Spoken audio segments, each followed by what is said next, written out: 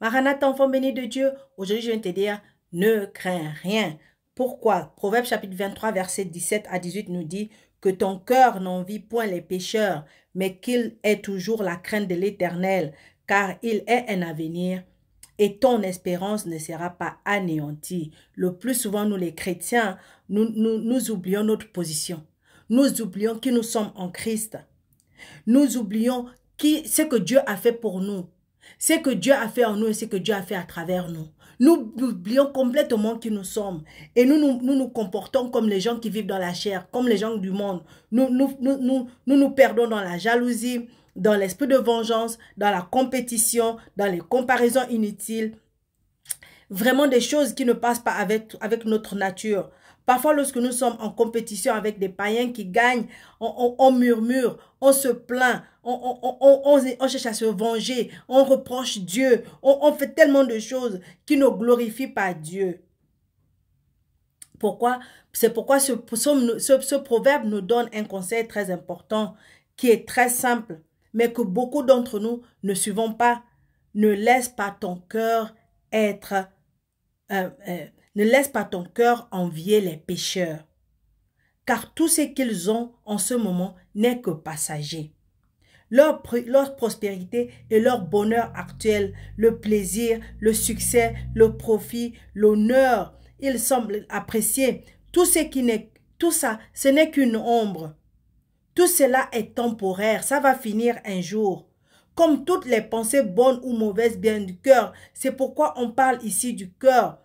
C'est pourquoi David dit dans Psaume chapitre 37, versets 35 à 37, « J'ai vu le méchant dans toute sa puissance, il s'étendait comme un arbre verdoyant, il a passé et voici il n'est plus. Je le cherche et je ne le trouve plus. Observe celui qui est intègre et regarde celui qui est droit, car il y a une postérité pour l'homme de paix. » Jésus-Christ connaissait la puissance de nos pensées.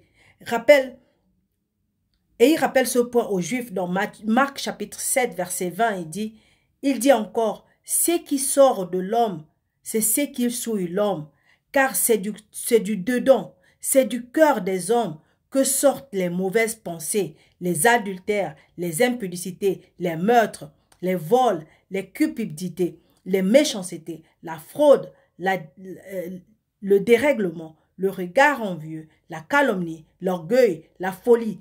Toutes ces choses mauvaises sortent du dedans et souillent l'homme. » Dans ce passage, ce qui souille l'homme fait allusion au fait d'être séparé de la vie, du salut et de la communion de Christ à cause des péchés qui ont leur origine dans le cœur. Dans les Écritures, le cœur englobe à la fois l'intellect, les sentiments, le désir et la volonté. Donc, un cœur impur ne peut corrompre les pensées, les sentiments, les paroles et les actions.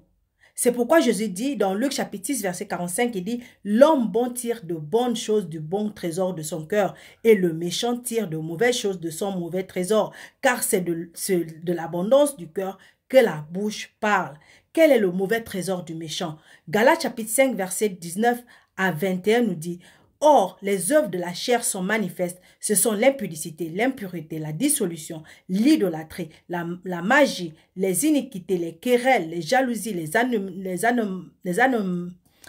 animosités, les disputes, les divisions, les sectes, l'envie, l'ivrognerie, les excès de table et les choses semblables. Je vous dis d'avance, comme je l'ai déjà dit, ceux qui commettent de telles choses n'hériteront point du royaume de Dieu. » C'est très clair. Et quel est le trésor du chrétien?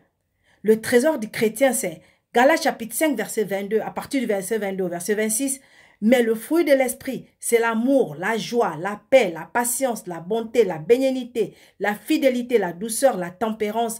La loi n'est pas contre ces choses. Ceux qui sont à Jésus-Christ ont crucifié la chair avec ses passions et ses désirs. Si nous vivons par l'esprit, marchons aussi selon l'esprit. Ne cherchons pas une vaine gloire en nous provoquant les uns les autres, en nous portant envie les uns aux autres.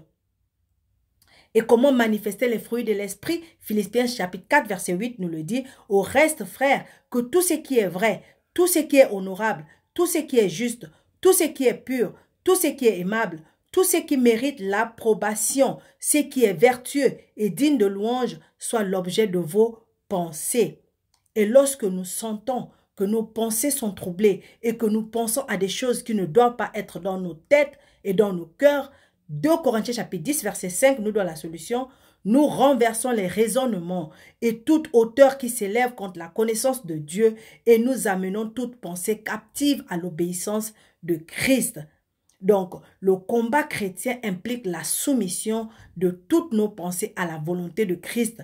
Celui qui ne respecte pas cette commande finira par sombrer dans l'immoralité et connaître la mort spirituelle. C'est pourquoi Paul nous dit dans Romains chapitre 8, versets 6 et versets 14 et 15, « Et l'affection de la chair, c'est la mort, tandis que l'affection de l'esprit, c'est la vie et la paix. Car tous ceux qui sont conduits par l'Esprit de Dieu sont fils de Dieu. Et vous n'avez point reçu un esprit de servitude pour être encore dans la crainte, mais vous avez reçu un esprit d'adoption par lequel nous crions « Abba, Père ». Donc maintenant, tu sais, tu n'as pas besoin d'avoir peur, mais tu dois garder ton cœur, tu dois protéger tes pensées, tu dois protéger tes idées. Si une idée arrive dans ta tête qui ne glorifie pas Dieu, qui ne glorifie pas le Seigneur Jésus-Christ, alors tu prends autorité sur cette parole et tu la commandes de sortir de ta tête, tu la commandes de sortir de tes pensées, parce que ta pensée doit être concentrée sur Jésus. Est-ce que cette parole est bonne? Est-ce que cette pensée est bonne? Est-ce que cette pensée est juste? Est-ce que lorsque tu penses à cette pensée, tu peux dire au nom de Jésus? Ou est-ce que tu peux dire gloire à Dieu? Voilà. Si tu ne peux pas glorifier Dieu dans cette pensée-là, c'est que c'est une mauvaise pensée. Et tu l'enlèves de ta tête. Voilà. Alors, à la connaissance de toutes ces vérités, réponds à cette question toi-même. Romains chapitre 8, verset 31. Que dirons-nous donc à l'égard de ces choses? Si Dieu est pour nous, qui sera contre nous? Si Dieu est pour toi, qui sera contre toi? Alors, s'il te plaît, ne crains pas. Dieu est de ton côté. Shalom.